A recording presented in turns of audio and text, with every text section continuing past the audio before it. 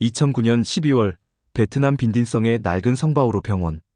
형광등 불빛이 깜빡이는 4인실 병실에서 어머니 응우엔 티라는 산소호흡기를 끼신 채 저를 부르셨습니다. 폐암 말기였어요. 민준아. 어머니의 손은 뼈만 앙상했지만 제 손목을 움켜쥔 힘은 놀라울 만큼 강했습니다. 너는 한국 사람이다. 아버지를 찾아라. 어머니는 가슴에 숨겨두었던 낡은 비닐봉투를 꺼내셨어요. 떨리는 손으로 펼쳐 보이신 건 바래진 흑백 사진 한 장. 한국군 군복을 입은 25살쯤 돼 보이는 남자가 어색하게 웃고 있었습니다. 사진 뒷면에는 희미한 글씨로 KIMTAE SUNG 1970이라고 적혀 있었죠. 이 사람이 내 아버지다. 1972년 퀴논에서 만났어. 군인이었지. 전쟁이 끝나고 돌아갔어. 어머니는 숨을 몰아쉬며 말씀하셨습니다. 미안하다, 민준아. 엄마는 너한테 한국인 아버지가 있다는 걸 너무 늦게 말했구나. 그날 밤 11시 47분, 어머니는 제 손을 잡은 채 마지막 숨을 거두셨습니다. 저는 그날부터 40년 전 시간을 거슬러 올라가는 여정을 시작했습니다. 2011년 2월 빚을 내서 마련한 비행기표를 들고 처음 인천공항에 내렸어요. 하지만 이름과 사진 한 장으로는 아무것도 찾을 수 없었습니다. 3년간 베트남에서 돈을 모으고 한국참전용사단체에 편지를 보내고 DNA은행에 샘플을 등록했죠. 2014년 7월 드디어 연락이 왔습니다. 매칭되었습니다. 대전광역시 중구에 계십니다. 전화를 받는 순간 무릎이 풀렸어요. 상봉 그날 김태성 씨는 현관문을 열자마자 얼어붙으셨습니다. 당신이 내 아들? 아버지는 제 얼굴을 한참 들여다보시더니 떨리는 목소리로 물으셨어요. 우리는 말없이 껴안고 울었습니다. 40년 만에 첫 포옹이었죠. 이야기에 앞서 구독과 좋아요를 눌러주시면 제작에 큰 힘이 됩니다. 저는 응우엔 민준입니다. 아니, 정확히는 응우엔 민투안이었죠. 1972년 베트남 빈딘성 퀴논에서 태어났습니다. 어린 시절부터 저는 달랐습니다.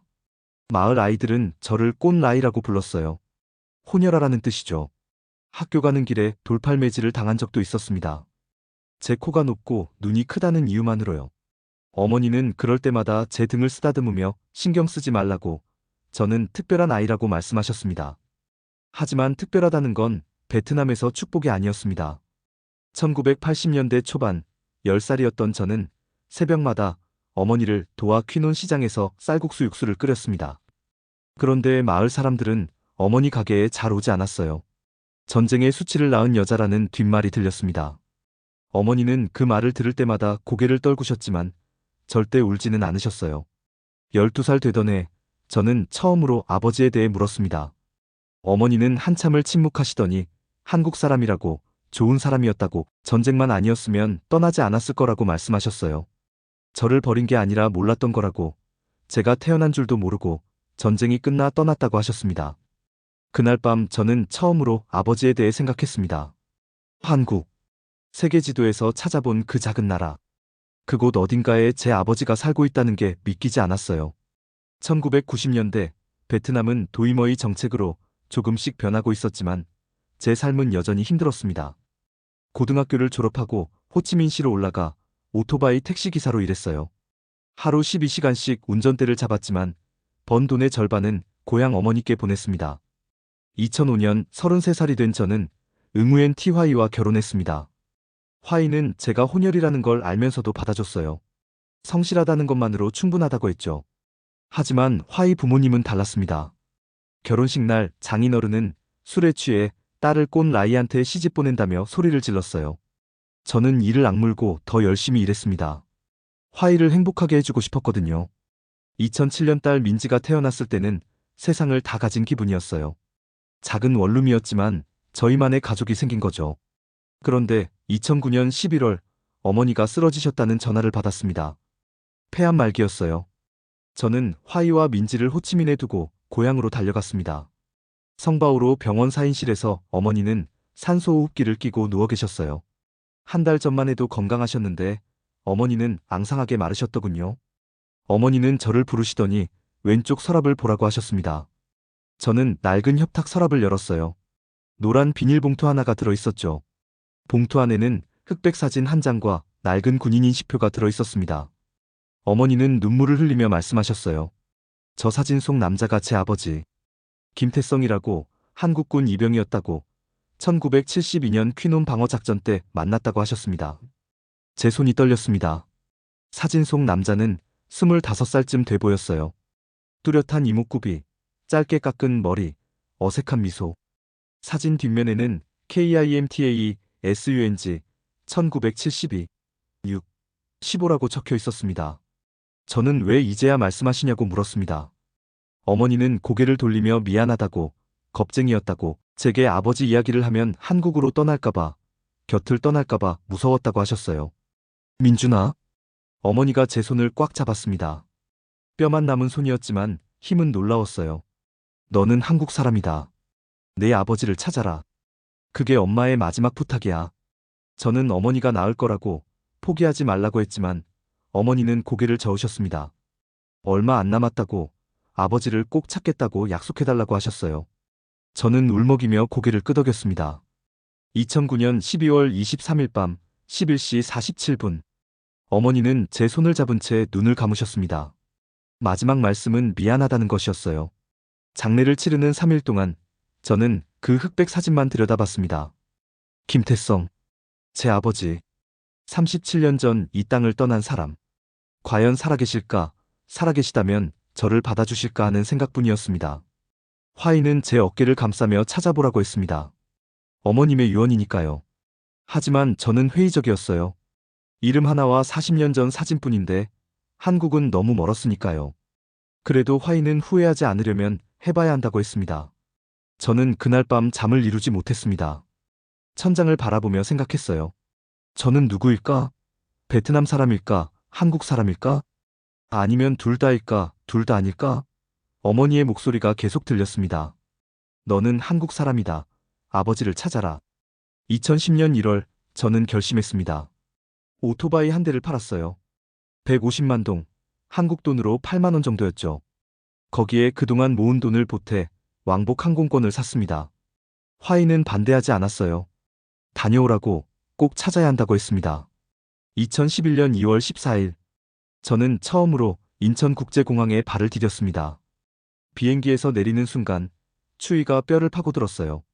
베트남과는 완전히 다른 공기였죠. 공항은 너무 크고 깨끗했습니다. 사람들은 빨리 걸었고 모든 게 빠르게 움직였어요. 저는 가슴에서 사진을 꺼냈습니다. 김태성, 아버지, 어디 계세요?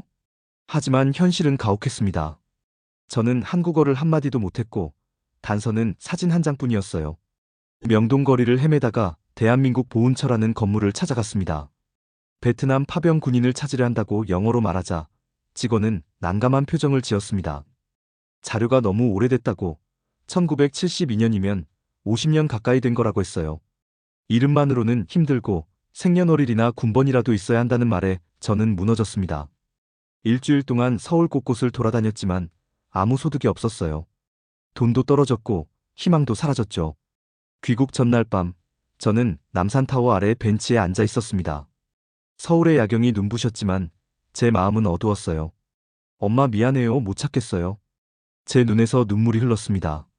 처음으로 한국에 왔지만 아무것도 이루지 못하고 돌아가야 했죠. 하지만 포기할 수는 없었어요. 어머니의 유언이었으니까요. 비행기 안에서 저는 다짐했습니다. 다시 돌아올 거야. 더 준비해서 더 많은 정보를 가지고 반드시 아버지를 찾을 거야. 그게 제 40년 여정의 시작이었습니다. 2011년 2월 베트남으로 돌아온 저는 완전히 달라져 있었습니다. 첫 번째 한국행이 실패로 끝났지만 포기할 수 없었어요. 어머니의 유언은 제 가슴에 불처럼 타오르고 있었습니다. 호치민 시내 작은 PC방에서 저는 밤마다 인터넷을 뒤졌습니다. 베트남전 참전 용사, 한국군 파병 기록, DNA 검사, 가족 찾기. 영어로 된 자료들을 번역기 돌려가며 읽었어요.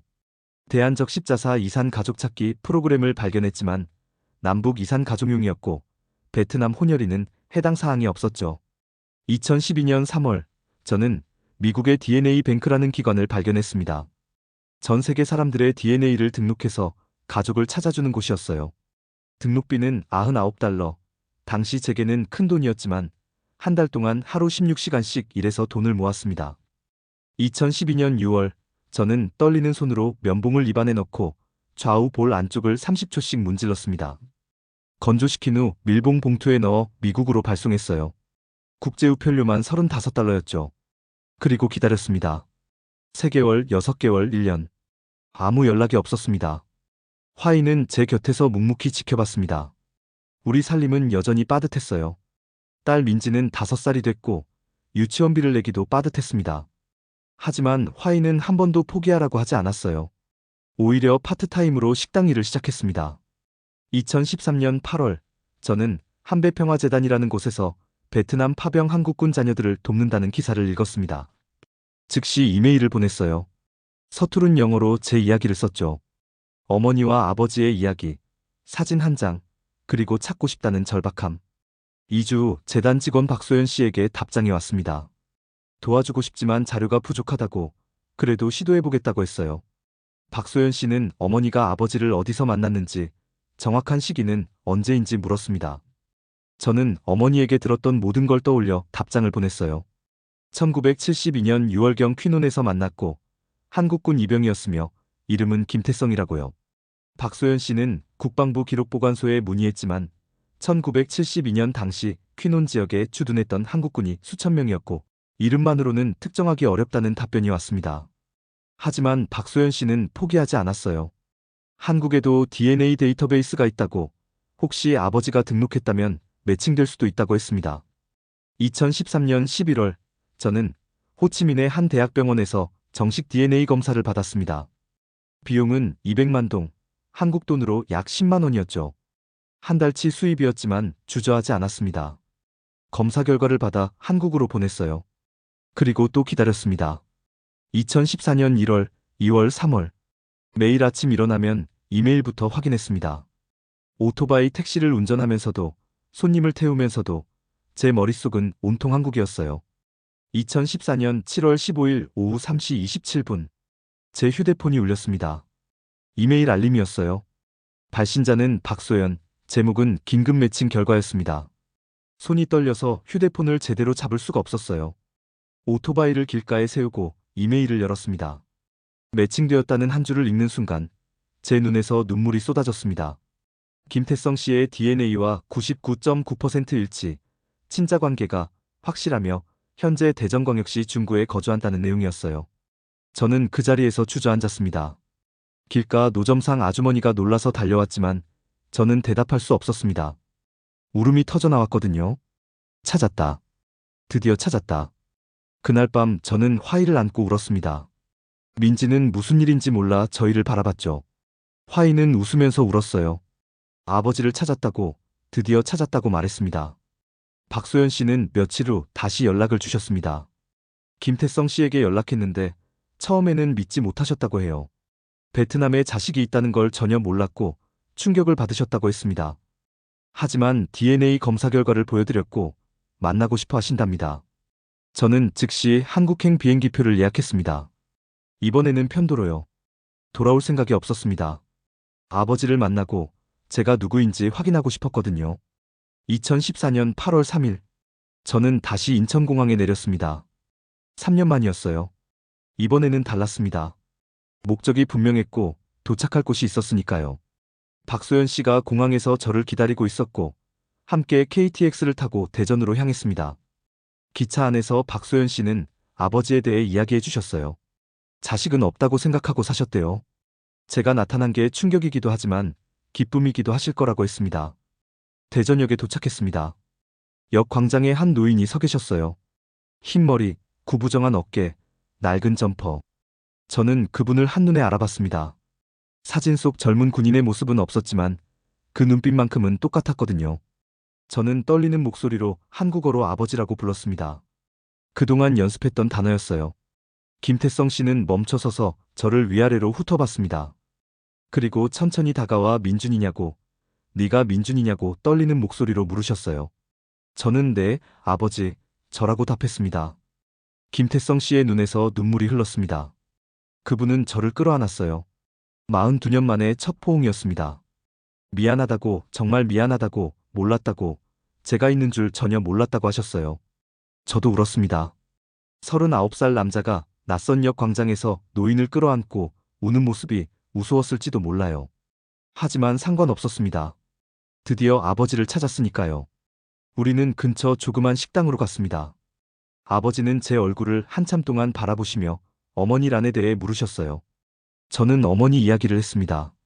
퀴논 시장에서 쌀국수를 팔았다는 것, 저를 키우느라 평생 고생하셨다는 것, 그리고 2009년에 돌아가셨다는 것. 아버지는 고개를 숙이고 우셨어요.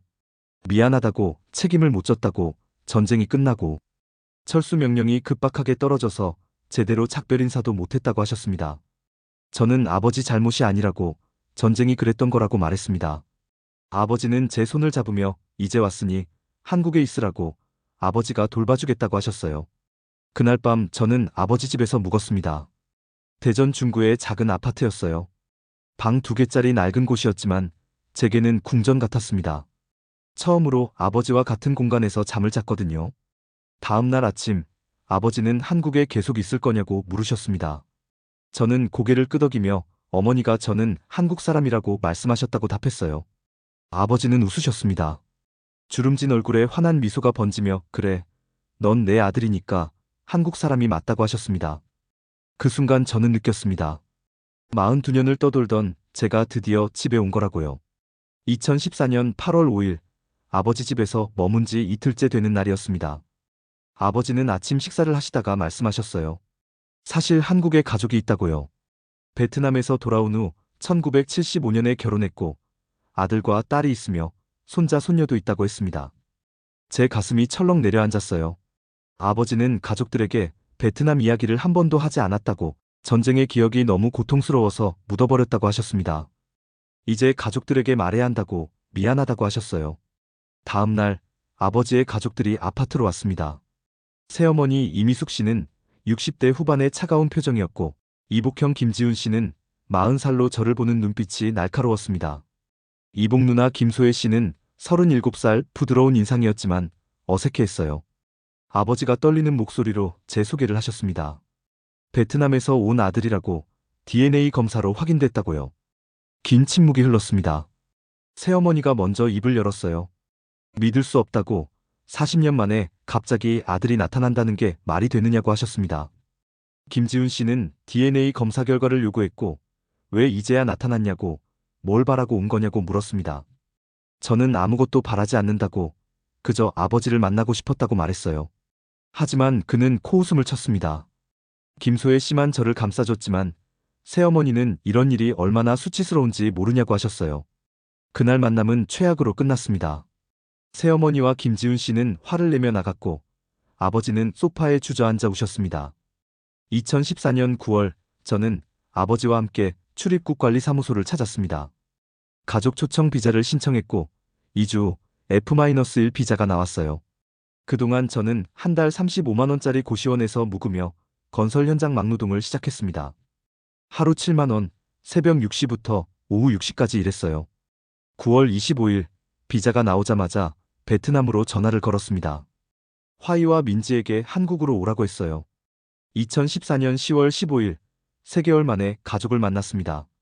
저는 대전 외곽에 보증금 500만 원, 월세 40만 원짜리 빌라 방 하나를 얻었습니다. 새어머니가 근처에 살면 안 된다고 했거든요. 화이는 식당 설거지 일을 시작했고 둘이 합쳐 한 달 300만 원 정도 벌었지만 월세와 생활비를 내고 나면 남는 게 없었습니다. 민지는 초등학교 3학년으로 편입했지만 한국어를 한마디도 못했어요. 첫 등교날 민지는 울면서 돌아왔습니다. 2015년 초 아버지가 몰래 저희 집을 찾아오셨어요. 새어머니 몰래 오신 거였습니다. 민지를 보시더니 눈물을 흘리셨지만 자주 오시지 못했습니다. 2015년 추석 아버지가 명절 차례에 오라고 하셨습니다. 저는 화이와 민지를 데리고 갔어요. 분위기는 냉랭했습니다. 새어머니는 저희를 쳐다보지도 않으셨고 김지훈 씨는 짧게 인사만 했습니다. 차례를 지내는 동안 저는 어디 서 있어야 할지 몰랐어요. 저희 가족만 따로 떨어진 자리에 앉았고 민지는 밥을 거의 먹지 못했습니다. 2016년부터 저는 주말마다 대전 시청 무료 한국어 교실에 다니기 시작했습니다. 다문화 가정을 위한 수업이었어요. 선생님은 귀화를 원하면 사회통합 프로그램을 이수하라고 권했습니다. 한국어 교육과 한국 사회 이해 과정을 거쳐 종합평가 시험을 보면 귀화 신청이 가능하다고 했어요. 저는 매일 밤 한국어를 공부했습니다. 낮에는 건설 현장에서 일하고 밤에는 책상 앞에 앉았어요. 화이도 함께 공부했고 민지는 학교에서 조금씩 한국어를 배워갔습니다. 처음에는 왕따를 당했지만 담임 선생님이 신경 써주시면서 친구가 생겼어요. 2017년 3월 저는 사회통합 프로그램 0단계 사전평가를 받습니다. 한국어 기초 실력을 측정하는 시험이었어요. 결과에 따라 1단계부터 시작할지 중간 단계부터 시작할지 결정됐습니다. 저는 2단계부터 시작하게 됐어요. 한국어 교육 100시간, 한국 문화 이해 50시간, 한국 사회 이해 70시간. 주말마다 수업을 들었고 평일 저녁에는 과제를 했습니다. 쉽지 않았어요. 낮에 육체 노동을 하고 밤에 공부하는 게 힘들었지만 포기할 수 없었습니다. 2017년 가을, 아버지가 쓰러지셨다는 연락을 받았습니다. 당뇨 합병증이었어요. 병원에 달려갔더니 새어머니와 이복 형제들이 곁에 있었습니다. 저는 병실 문 앞에서 망설였지만 김소혜 씨가 들어오라고 손짓했어요. 아버지는 제 손을 잡고 미안하다고 제대로 아버지 노릇을 못했다고 하셨습니다. 그때 김소혜 씨가 새어머니에게 말했어요. 민준 씨도 아버지 아들이라고 이제 그만 받아들이자고요. 새어머니는 아무 말씀이 없으셨지만 저를 내쫓지는 않으셨습니다. 2018년 여름 저는 사회통합 프로그램을 모두 이수하고 귀화용 종합평가 시험을 봤습니다. 필기시험 70문항, 면접시험. 한국의 역사, 정치, 문화, 법률에 대한 문제가 나왔어요. 애국가도 불러야 했습니다. 시험 결과가 나온 날 저는 손이 떨렸습니다. 합격. 100점 만점에 72점. 간신히 넘긴 점수였지만 합격은 합격이었어요. 이제 귀화 신청을 할 수 있었습니다. 2018년 12월 저는 아버지를 찾아뵀습니다. 귀화 신청을 하려 한다고 대한민국 국민이 되고 싶다고 말씀드렸어요. 아버지는 눈물을 흘리며 고개를 끄덕이셨습니다. 그래야 한다고, 넌 한국 사람이니까 당연히 그래야 한다고 하셨어요. 김소혜 씨도 축하한다고 문자를 보내왔습니다. 새어머니와 김지훈 씨는 여전히 연락이 없었지만 더 이상 신경 쓰지 않기로 했어요. 저는 어머니의 유언을 지키고 있었습니다. 아버지를 찾았고 한국에서 살고 있었고 이제 한국 사람이 되려 하고 있었어요. 46년을 기다렸습니다. 조금만 더 기다리면 저는 진짜 김민준이 될 수 있었습니다. 2019년 1월 7일 저는 대전 출입국 외국인청 앞에 서 있었습니다. 손에는 두꺼운 서류 봉투를 들고 있었어요. 귀화 신청서, 가족관계증명서, 주민등록등본, 소득증명서, 사회통합 프로그램 이수증, 범죄경력 증명서. 준비하는 데만 3개월이 걸렸습니다. 창구 직원은 서류를 꼼꼼히 검토했습니다. 한참을 들여다보더니 고개를 끄덕였어요. 서류는 문제없다고 이제 심사를 기다리면 된다고 했습니다. 보통 1년에서 1년 반 정도 걸린다고 했어요. 1년 반. 그동안 또 기다려야 했습니다. 하지만 이번에는 달랐어요. 끝이 보였으니까요. 2019년 저는 여전히 건설 현장에서 일했습니다. 하지만 사회통합 프로그램을 이수하고 나니 조금씩 달라지기 시작했어요. 한국어 실력이 늘면서 현장 반장님과도 대화가 가능해졌고 간단한 업무 지시를 이해할 수 있게 됐습니다. 2019년 여름 반장님이 저를 불렀습니다. 정규직으로 전환하겠냐고 물으셨어요. 일당제가 아니라 월급제로요. 월급은 250만 원이었지만 4대 보험이 붙었습니다. 저는 즉시 고개를 끄덕였어요. 화이도 식당에서 주방 보조로 승진했습니다. 설거지만 하던 것에서 간단한 요리 보조까지 하게 된 거죠. 월급이 20만 원 올랐어요. 민지는 초등학교 5학년이 됐고 이제 한국어를 유창하게 구사했습니다. 친구들도 생겼고 성적도 중위권을 유지했어요. 2019년 추석 아버지가 다시 전화를 주셨습니다. 이번에는 새어머니가 직접 오라고 하셨다고 했어요. 저는 놀랐습니다. 새어머니가 먼저 말씀하셨다니요. 추석 당일 저희 가족은 조심스럽게 아버지 집 문을 두드렸습니다. 문을 연 건 김소혜 씨였어요. 웃으며 어서 오라고 했습니다.